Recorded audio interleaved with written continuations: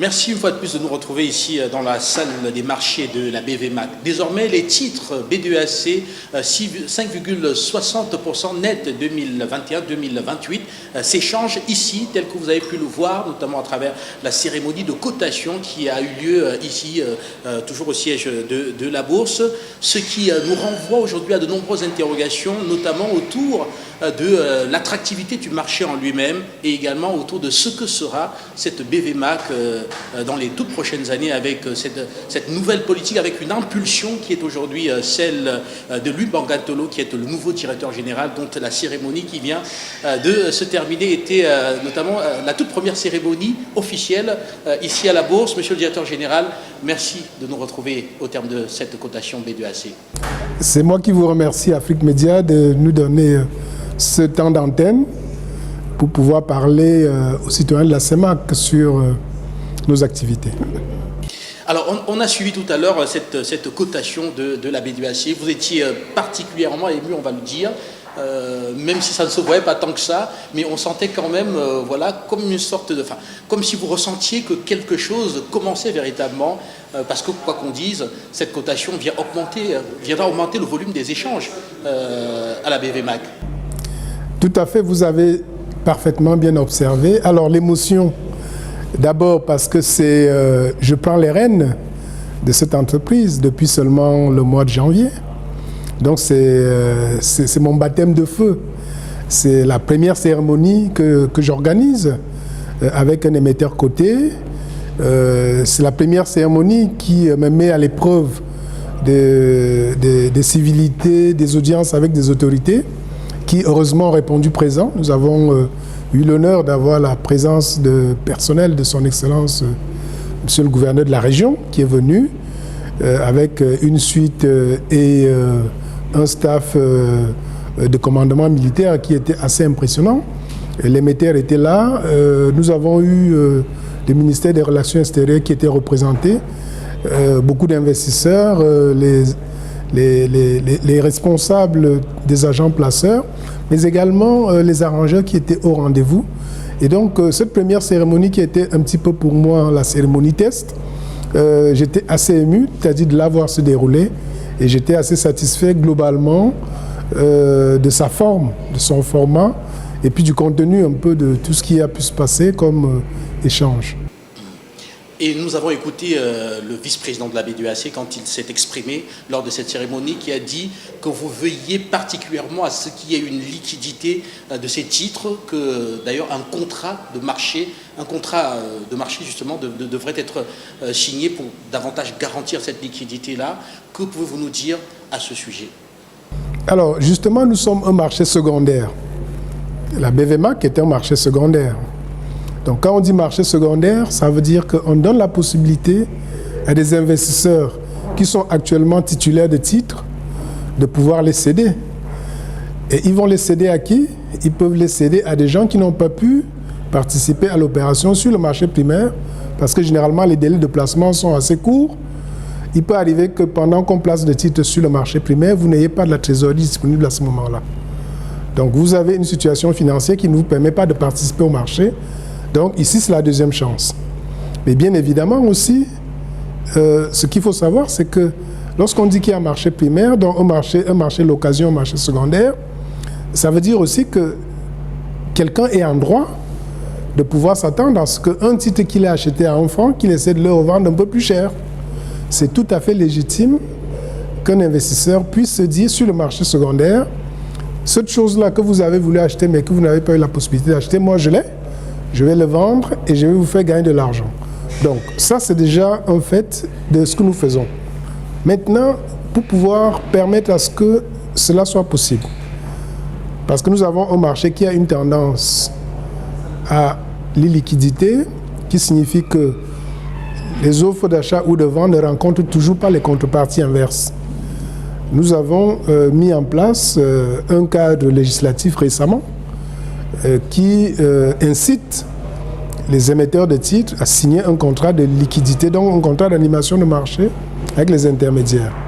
Ça signifie que les intermédiaires, les émetteurs de titres doivent doter les intermédiaires de leur choix d'une enveloppe de titres et du cash pour que ceux qui sont généralement les petits porteurs et qui ont tendance à ne pas considérer les investissements ou les placements en actifs financiers comme étant du buy and hold pour attendre uniquement les revenus de type détachement de coupons par an, mais qui ont une tendance à spéculer, qui veulent voir des actifs qui grimpent, que ces personnes-là puissent, lorsqu'elles veulent sortir, qu'elles puissent sortir.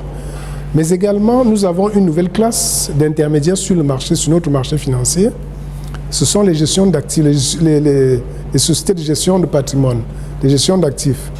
Donc, ce qu'il faut bien comprendre, c'est que ceux qui sont les sociétés de gestion d'actifs et qui créent des produits de type fonds communs de placement, qui sont des OPCVM, ils ont, sur le plan réglementaire, des obligations de calculer la valeur liquidative régulièrement, mais aussi de satisfaire au rachat de leurs souscripteurs. On dit qu'un OPCVM est un actif liquide. La liquidité, c'est que quand je veux sortir, je dois sortir. Donc, pour pouvoir sortir, il faut que celui qui est le gérant d'un fonds puisse lui-même avoir de la liquidité sur le marché. Vous avez des titres que vous avez achetés, vous dites je veux sortir, ça veut dire je ne veux plus les titres, vendez-les à quelqu'un d'autre, moi je veux mon argent maintenant. Donc, pour régler ce genre de situation, parce que ce n'est pas les masses qui demandent la sortie, le contrat de liquidité est une solution qui permet effectivement à ce que notre marché puisse avoir ne serait-ce que un premier bout de solution, c'est-à-dire au problème de liquidité. Comment appréciez-vous aujourd'hui le rôle de la BDAC dans l'animation de ce marché financier de l'Afrique centrale à travers ces deux premières opérations qui sont d'ailleurs cotées ici à la BVMAC? Alors, comme je l'ai dit tout à l'heure lors de la cérémonie protocolaire qui précédait la sonnerie de la cloche, la BDAC s'impose déjà, c'est complètement déjà positionné comme un émetteur de référence. La BDAC, non seulement ils sont dans un programme de levée de fonds très ambitieux, c'est-à-dire 300 milliards, mais la toute première opération que nous avons placée en moins de 6 jours, lorsque j'étais encore du côté des arrangeurs, a permis de mobiliser un montant qui était inattendu. Nous avons fait presque 107 milliards en plaçant un titre entre le Nouvel An, entre Noël et le Nouvel An, c'est-à-dire avec beaucoup de fériés au milieu. Donc, je pense que les émetteurs, les investisseurs institutionnels, les investisseurs, les personnes physiques, les investisseurs internationaux ont découvert un nouvel acteur qu'ils ne connaissaient pas. Ils ont eu le temps de comprendre sa gouvernance, comment elle a été refondée entièrement, parce que comme vous le savez, la BDAC avant avait un président qui était président du conseil et exécutif. Donc ça a été scindé en deux. Donc cette révolution-là, c'est-à-dire de créer un cadre de gouvernance qui est complètement différent, c'est-à-dire a apporté quelque chose de fondamental. Ils ont eu à découvrir que la BDAC a augmenté son capital social qui a été passé à 1200 milliards avec un capital appelé, qui faisait juste 10% de ce montant-là, qui fait donc 120 milliards, et un capital non appelé de 90%. Et c'est ce capital non appelé qui sert de garantie aux endettements de la BDAC. Ça veut dire que c'est déjà l'enveloppe qu'ils peuvent emprunter sur les marchés, donc 90% des 1200 milliards, mais également lorsqu'il y a un défaut de paiement qui pourrait être associé à une dette contractée à l'intérieur de cette limite-là, les actionnaires viennent au secours. Et quand on parle d'actionnaires, on parle de la Banque centrale, qui a plus de 33%. C'est-à-dire, qui peut imaginer que la Banque centrale, c'est-à-dire, puisse ne pas avoir de l'argent, c'est-à-dire pour rembourser un émetteur. Donc, en fait, la première opération a permis de découvrir cet instrument de la communauté qui était méconnu, de comprendre à peu près comment son fonctionnement a été, sa gouvernance a été renforcée, de comprendre comment la solidité financière a été bâtie, et surtout, dans la deuxième opération, on découvre que le management en poste au niveau de la BDAC est en train de faire un très bon travail parce qu'ils ont présenté des bilans qui sont largement bénéficiaires. Donc, en regardant tout ça, on n'a pas eu de la difficulté à faire la deuxième opération qui a permis d'avoir un montant beaucoup plus élevé, c'est-à-dire presque 115 milliards, avec des souscripteurs, c'est-à-dire internationaux, qui étaient assez nombreux. Et comme vous avez certainement dû l'entendre, la BDAC a pour ambition, c'est-à-dire de lever la dernière tranche c'est-à-dire pour pouvoir atteindre l'enveloppe de 300 milliards. Donc en réalité, ces opérations-là ont permis déjà aux gens de la CEMAC, mais également des investisseurs internationaux, de découvrir un acteur extrêmement solide, avec des actionnaires prime, c'est-à-dire de type banque centrale, de type État. Les 6 États ont au moins 5% dans le capital. Donc tous les 6 États réunis, ça fait un peu plus de 30%, mais la Banque centrale est à plus de 33%. Et puis il y a des fonds, il y a des banques de développement internationales aussi qui sont aussi dans son capital. Donc la BDAC, comme je l'ai dit, il se positionne comme un émetteur de référence avec ces opérations-là qui ont permis justement à ce que ce qui se passait sans que les gens sachent exactement c'est quoi cette institution, à quoi elle sert, qu'est-ce qu'elle finance. C'est-à-dire, à partir de ces opérations-là, tout le monde sait à peu près quel est le programme de financement de la BDAC, où est-ce que son impact se fait ressentir au niveau des projets sous-régionaux, c'est-à-dire notamment les projets d'intégration, que ce soit en termes de route, sur le plan de soutien à l'offre de l'énergie, l'éducation, la santé, ainsi de suite, ainsi de suite. Monsieur le directeur général, je voudrais maintenant que nous abordions le deuxième axe de cet entretien, consacré cette fois-ci à la situation réelle de ce marché secondaire qu'est la BVMAC.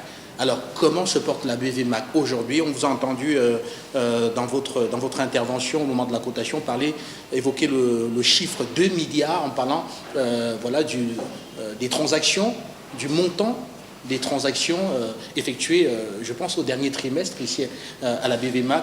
Globalement, aujourd'hui, comment se porte ce marché secondaire en termes de performance?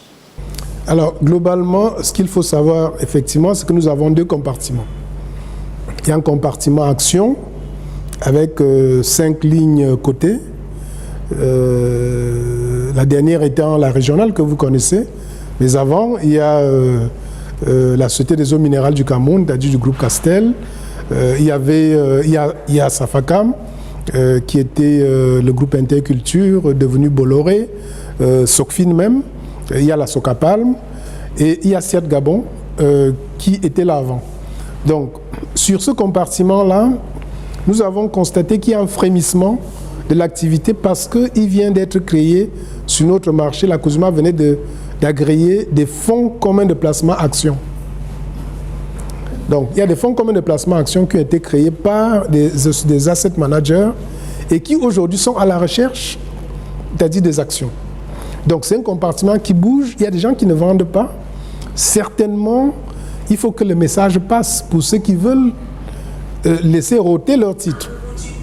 Il y a des produits d'investissement qui ont été créés à vocation action.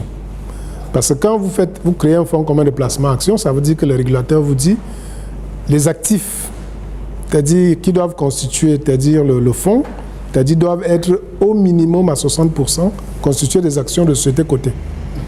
Donc, ces nouveaux produits-là créent de la dynamique sur le compartiment action. Et je vous dis aujourd'hui, malheureusement, il se trouve qu'ils ne trouvent pas de contrepartie. Parce que les stratégies des investisseurs, c'est souvent, je vais avoir des actions de telle société, comme ça je vais participer à des assemblées générales, ou alors je vais attendre le dividende. Ils ne sont pas dans une logique de spéculation. Voilà. Donc ça, c'est l'éducation boursière qu'il faut faire, parce que normalement, c'est-à-dire un investisseur rationnel peut prendre des bénéfices. C'est-à-dire les actions, c'est pas que tu les gardes, tu les achètes pour forcément les transférer aux générations futures. Il y a des actions, c'est-à-dire historiques qu'on peut avoir dans ce registre-là, mais normalement, le marché financier permet aussi le jeu qu'un certain nombre d'investisseurs aujourd'hui, c'est-à-dire trouvent plus naturel et plus évident dans des instruments de type crypto-actifs, crypto-monnaie. Le marché financier est là aussi pour ça. Donc, en créant de la dynamique sur des compartiments, ces personnes-là peuvent se rendre compte que le marché financier répond parfaitement à leurs besoins, c'est-à-dire de fructifier leur argent uniquement par du buy and salam. Il y a ensuite le compartiment obligation. Sur le compartiment obligation, c'est un compartiment qui est dominé aujourd'hui par les institutions bancaires, comme certains ont dû vous dire. C'est des institutions qui ont des bilans et qui ne sont pas pressées, c'est-à-dire pour pouvoir avoir de la liquidité. Bien évidemment, il y a eu un certain nombre de règlements d'acceptation au niveau de la communauté, qui veulent que ces banques-là puissent faire circuler, tourner un peu plus les immobilisations financières. Donc, ce que nous constatons aujourd'hui, c'est que au-delà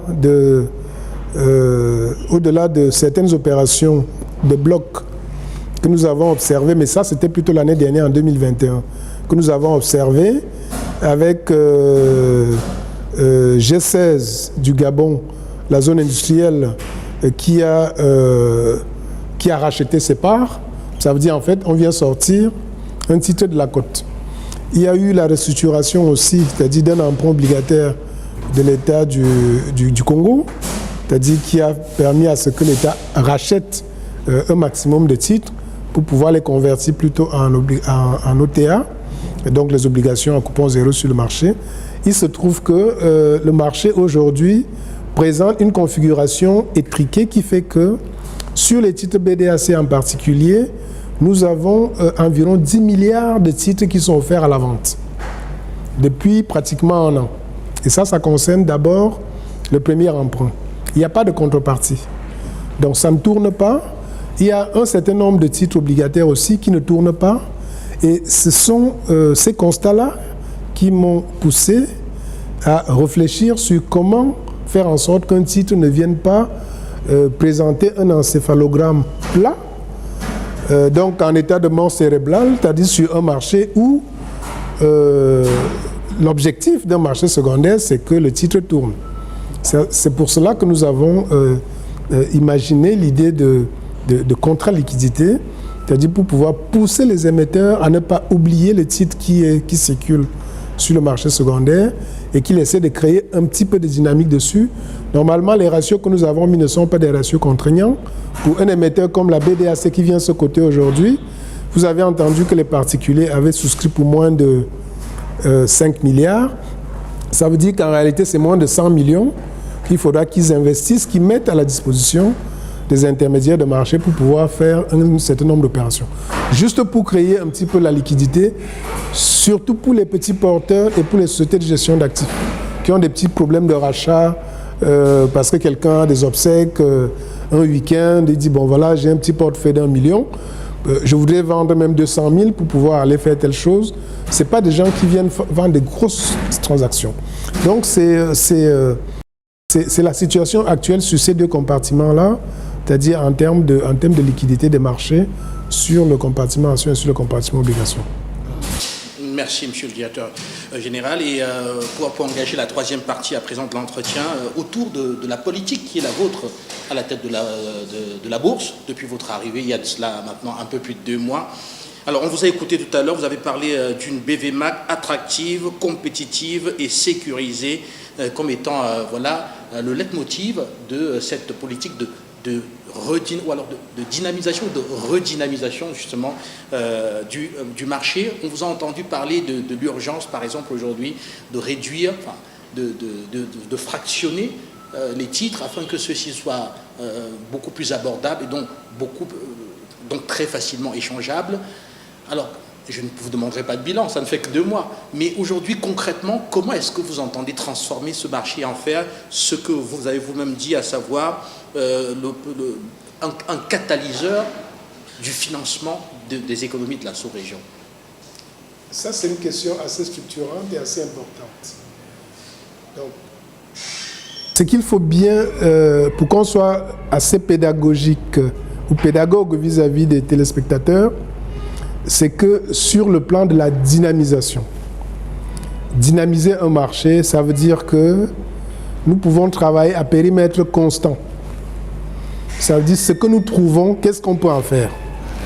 C'est-à-dire ça, c'est l'objet des réformes que j'ai engagées, de dire, supposons qu'il n'y a plus aucune entreprise qui vient se faire coter. Dans la chance, on en a eu une aujourd'hui. Supposons qu'il n'y a plus aucune entreprise et qu'on fonctionne. On me dit, bon voilà, gère cette bourse telle qu'elle est là. Qu'est-ce que tu peux en faire? Ce sont les réformes que j'ai engagées. Il se trouve que pour engager les réformes, la réglementation qui est celle de la BVMAC exige, lorsqu'on veut toucher un certain nombre de paramètres, d'aller prendre le quitus ou la non-objection du régulateur, la COSUMAF. Aujourd'hui, les demandes qui sont déjà remontées au niveau de la COSUMAF sont les suivantes. Je voudrais passer à la cotation journalière. Lundi, mardi, mercredi, jeudi, vendredi. Première chose, parce qu'aujourd'hui, on cote 3 fois. Quand on cote 3 fois, il y a des jours qui, sont vides, on ne sait pas pourquoi. Ça, c'est la première chose. De dire, est-ce que si je cote tous les jours, est-ce que ça ne peut pas créer une dynamique d'activité, c'est-à-dire l'offre faisant la demande. Deuxième demande qui est remontée au niveau du régulateur, c'est-à-dire déjà déposée sur la table, nous voulons passer à la cotation en continu. Le continuous trading. On ne va pas faire quelque chose de très important dans un premier temps. Aujourd'hui, nous faisons du fixing avec une phase de préouverture où vous saisissez les ordres. Dès que les ordres sont dans votre carnet, vous pouvez prendre une pause, vous partez faire un tour. Dès que 11h arrive, comme vous voyez 11h là, les ordres qui étaient déjà saisis, on ne sait pas quels ils ont été saisis, bon, ils sont rapprochés automatiquement par l'ordinateur et ça match ou ça ne match pas. Donc en fait, c'est une gestion assez statique du marché, c'est-à-dire un trader, tu n'as même pas besoin d'être éveillé, c'est-à-dire de travailler dans un environnement comme celui-là. Or, dans le continuous trading que nous allons ouvrir dans un premier temps, dans une fenêtre de 2 heures environ, c'est de dire, vous faites ce que vous avez l'habitude de faire, donc vous accumulez vos ordres, ça transige, on fait un premier fixing et après le marché est ouvert. Quand le marché est ouvert, ça veut dire que dès que tu envoies un ordre, s'il y a une contrepartie, ça transige directement et toi-même tu le vois. Tu vois comment ça transige.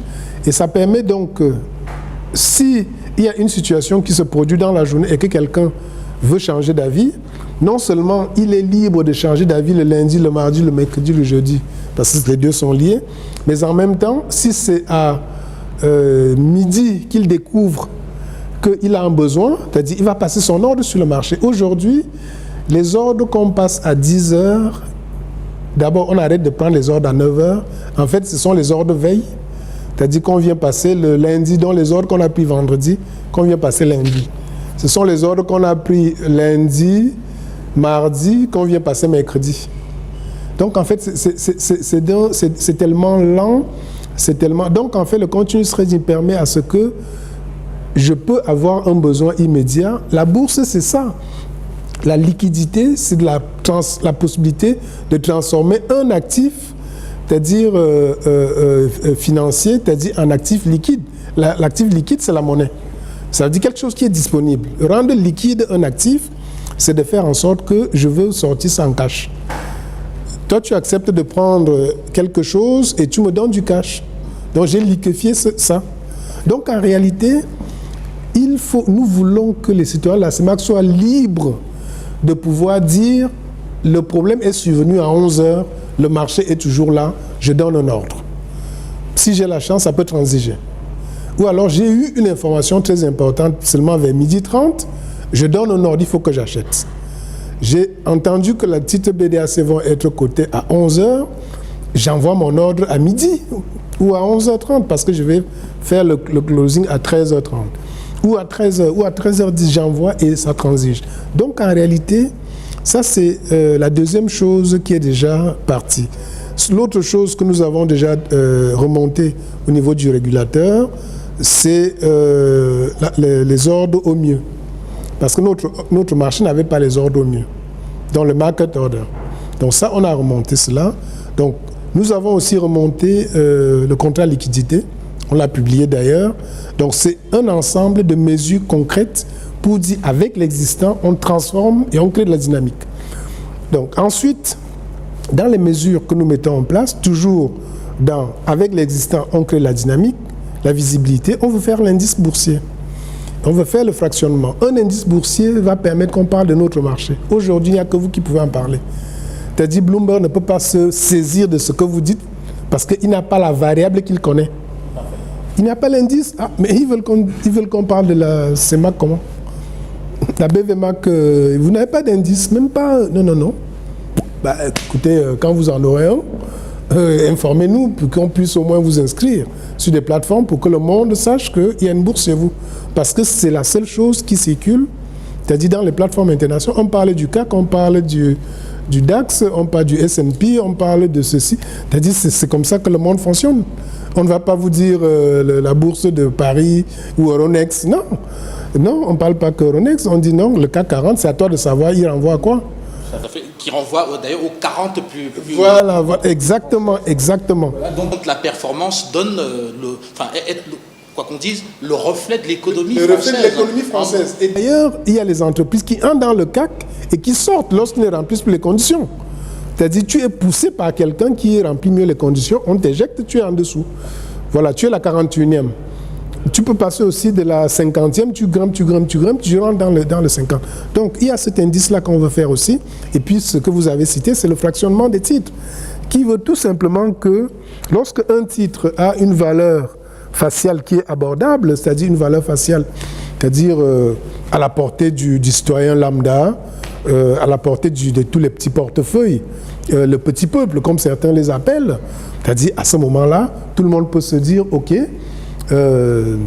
si le titre coûte 1000 francs, qu'est-ce qui se passe? Nous, on veut derrière cela non seulement permettre à ce que les petits porteurs achètent, mais nous voulons qu'ils achètent pour pouvoir essayer de revendre et gagner de l'argent. Nous ne voulons pas qu'ils achètent pour devenir des actionnaires. Nous voulons qu'ils achètent pour se rendre compte qu'il y a un marché qui vous permet de pouvoir avoir vos prétentions d'enrichissement, les mêmes que vous avez lorsque vous allez jouer au pari mutuel, les mêmes que vous avez lorsque vous allez acheter de la crypto. Il faut qu'ils sachent que ce marché aussi, c'est un marché qui a une vocation à permettre que les personnes puissent faire fructifier leur épargne. Donc ça, c'est sur le plan des réformes avec l'existant. Sur le plan permettre à ce que le marché devienne vraiment une alternative de financement de l'économie. Alors, je vais vous relancer sur ce point précis, à savoir alternative du financement des économies, mais du côté de cette capacité du marché à avoir donné des opportunités de spéculation, ouais. On voit très clairement aujourd'hui que les cryptos sont à la mode, malgré les scandales également que portent certaines de ces cryptos, mais toujours est-il que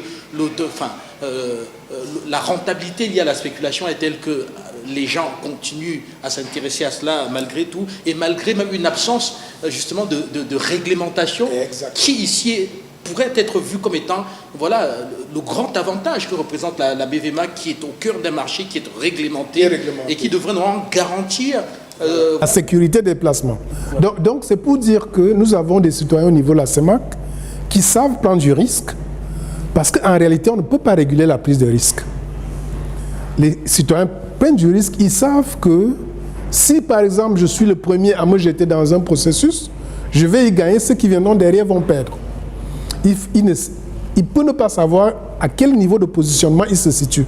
Est-ce que je suis au milieu quand ça va commencer déjà à pourrir, ou je suis encore suffisamment en avance, c'est-à-dire pour pouvoir gagner avant que ces personnes ne commencent à truander ceux qui viennent. Donc en réalité, ils sont conscients des risques qu'ils prennent et ils savent qu'ils peuvent perdre de l'argent. Tout le monde est ému de cela, mais en réalité, il faut juste qu'on sache que, c'est-à-dire c'est le raisonnement rationnel d'un investisseur qui veut prendre du risque, qui sait que je peux perdre un peu d'argent, je peux en gagner également, ainsi de suite, ainsi de suite. Donc nous voulons être dans un marché où on donne cette information aux gens qu'ici aussi, mais surtout, comme vous venez de le dire, nous avons un cadre qui est réglementé de sorte que quand vous faites un investissement en valeur mobilière, vous pouvez perdre de l'argent, ça c'est sûr, mais au départ, il n'y a pas de duperie. Ça c'est vraiment qui est fondamental. Au départ, il n'y a pas de duperie, on ne vous dit pas des choses qui ne sont pas exactes. On vous donne une information qui a été certifiée par le régulateur, par les intermédiaires, par les organes sociaux d'une entreprise qui s'y engagent. Après, il peut arriver des accidents, c'est-à-dire conjoncturels, et normalement, nous, au niveau du marché secondaire, nous sommes une plateforme qui doit permettre, lorsque votre porte-monnaie le permet, que vous puissiez acheter des titres, que vous puissiez les revendre. C'est exactement la même chose que vous recherchez lorsque vous achetez des actifs de type part de fonds communs de placement. C'est que vous voulez, ils vous disent le rendement est de temps. Donc normalement, quelqu'un qui fait du placement doit se soucier du rendement. Dans le marché financier, il y a deux niveaux de rendement, comme je tiens toujours à le dire. vous pouvez avoir un coupon. Le coupon, c'est soit le dividende si vous avez des actions ou les intérêts si vous avez les obligations, mais également la plus-value de cession. Ça veut dire j'ai acheté à 10, je revends à 11, j'ai une plus-value de 1. Donc en réalité, ce marché, c'est-à-dire il n'y a pas de... On n'est pas un marché où alors, c'est-à-dire les autorités au niveau de la CEMAC ne sont pas en train de condamner, c'est-à-dire une mentalité qui peut pousser un investisseur à faire du placement et se faire gagner de l'argent. Personne ne l'a jamais condamné. On dit juste que si vous allez vers des personnes qui vous proposent des placements, assurez-vous qu'ils le font en toute légalité. Assurez-vous que au moins, c'est-à-dire il y a un cadre réglementaire qui régit les activités qu'ils font. Ça, c'est ce qui est le cas, c'est-à-dire de notre marché. Et c'est pour cela que vous pouvez aussi venir chercher à spéculer sur le marché financier. D'ailleurs, les spéculateurs, c'est-à-dire c'est un acteur stratégique sur les marchés. Lorsqu'il n'existe pas, le marché n'est pas intéressant. C'est-à-dire il faut bien qu'il y ait des yo-yo, parce que la volatilité, c'est-à-dire se traduit par... Quand il y a des pics, il y a des gens qui ont gagné beaucoup d'argent. Quand ça descend, il y en a qui perdent. Mais généralement, quand quelqu'un perd, l'autre a gagné en face. Et c'est comme ça que ça s'équilibre. Donc, soyez tout simplement avisés. Et si vous n'êtes pas avisés, on vous recommande souvent de vous enjoindre les conseils d'un professionnel qui peut vous dire, bon voilà, c'est comme ça qu'on place. Parce que si tu le fais tout seul, il se pourrait que tu n'arrives pas à bien lire comment le marché fonctionne. Comme précisé, je vous relance sur ce point spécifique, à savoir la BVMAC comme étant un acteur, voilà, du financement direct des opérateurs économiques de la sous-région ou alors des économies de notre sous-région. Voilà, donc il faut bien qu'on le précise. Parce que je sors de Libreville où j'ai eu cette question, où lorsqu'on dit la BVMAC comme un acteur de financement direct des économies, ils m'ont dit, OK, on va envoyer un dossier de financement. Non, c'est pas ça. Nous sommes dans le marché financier et la BVMAC est un maillon. Alors, nous ne sommes pas une banque avec une caisse qui peut vous prêter de l'argent. Nous sommes un maillon d'une chaîne dans un marché financier avec un gendarme qui est la COSUMAF. Nous, on est le marché secondaire, mais vous avez des intermédiaires. Venir sur le marché financier, c'est exactement venir solliciter un financement soit du haut de votre bilan, donc plutôt des fonds propres, ou alors de la dette, auprès de la totalité des citoyens de la CEMAC. Quand on dit la totalité des citoyens de la CEMAC, ça veut dire que au lieu d'aller vers votre banque, vous dites je veux 1 milliard, et la banque va effectivement décaisser 1 milliard. Après avoir regardé que le 1 milliard, à quoi ça correspond par rapport à son ratio de division des risques qui est de 15% de ses fonds propres, si vous venez sur le marché, vous dites juste je veux 1 milliard, et il se pourrait qu'à la fin de cette opération-là, 200, 300, 400, 500 personnes vous aient prêté l'argent, y compris même souvent votre banquier, parce qu'il ne veut pas rester en dehors.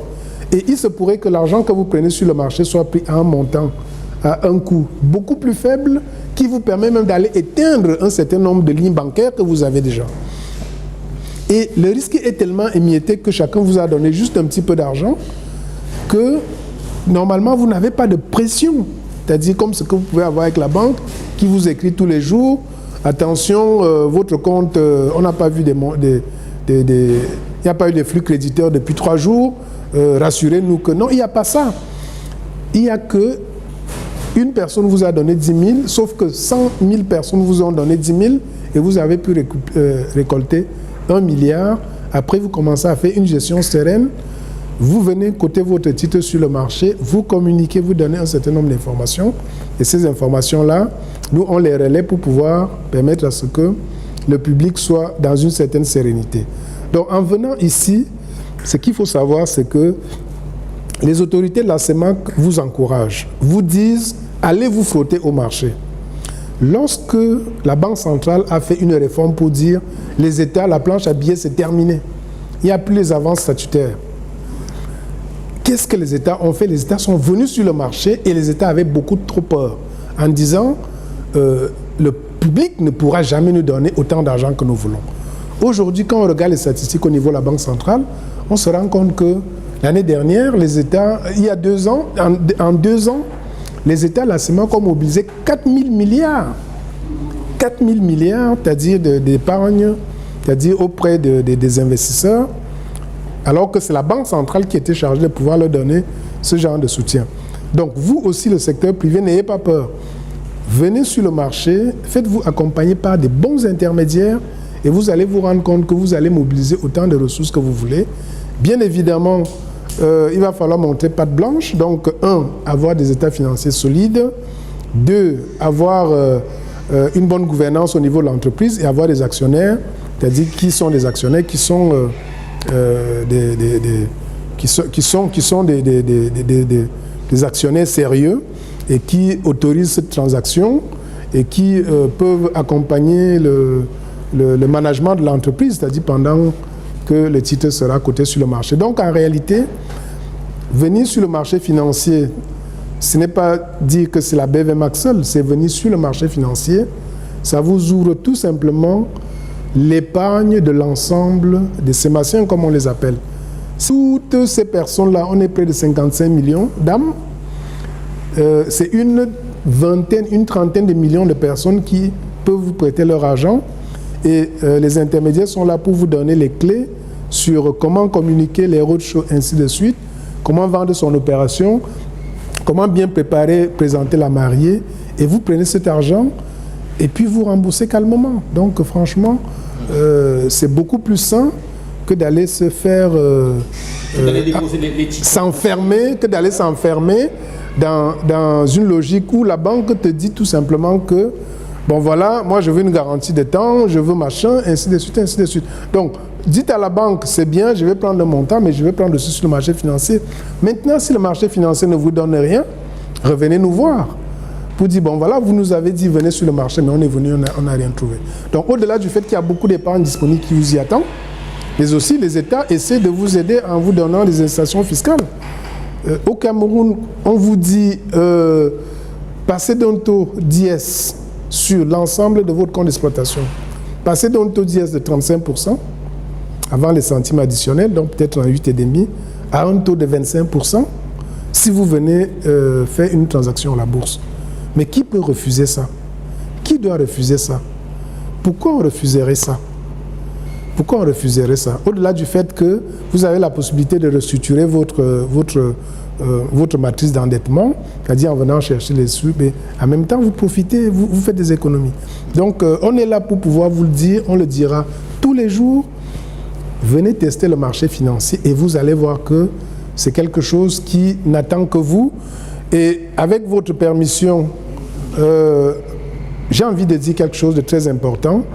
C'est pour cela que je dis je fonctionne avec 2 hypothèses, à périmètre constant et en essayant de voir si le nombre d'actifs peut être augmenté.